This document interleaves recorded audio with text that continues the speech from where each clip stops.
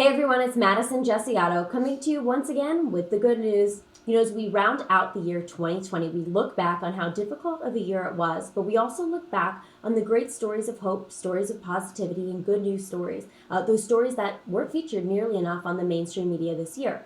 So I'm back once again to share some of my favorite good news stories of the week with you. Starting with an update from Brooklyn, New York.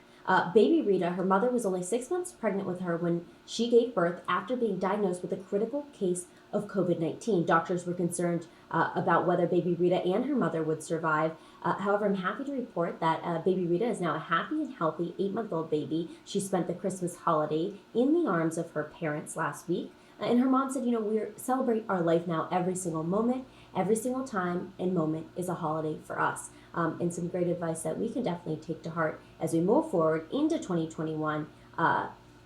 Going through difficult times, as we all experienced in 2020, they never last. There's always reasons to stay positive and to have hope.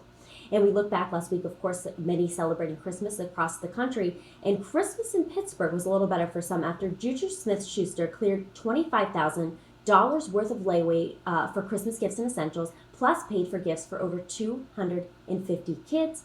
He's doing amazing work with his foundation. You're definitely going to check that out. And he's one of the many people across this country this year that was able to do something like this and make Christmas a little bit more special for those who maybe did have a more difficult time this year paying for those gifts for their family members as a result of the COVID-19 pandemic and the businesses shutting down all across our country.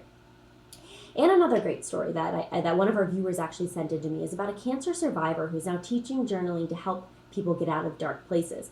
She said, she had doctors telling her that she would never live past the age of 40. Now she's 43 years old and she has 2 children. She's lived 17 years. Brooke Thomas said that journaling really was part of what helped her through this and keeping a positive attitude, really speaking and manifesting into existence her own survival when she was given that death sentence 17 years ago. And now, of course, having 2 17-year-old daughters of her own, she's giving these tips to others who are maybe going through different and difficult times in their lives. She gives you the good, the bad, and the ugly, a journaling technique that you can use through difficult times. You're going to want to check out this article on our website. Of course, I continue to post all these stories as well as more on thefirsttv.com/good.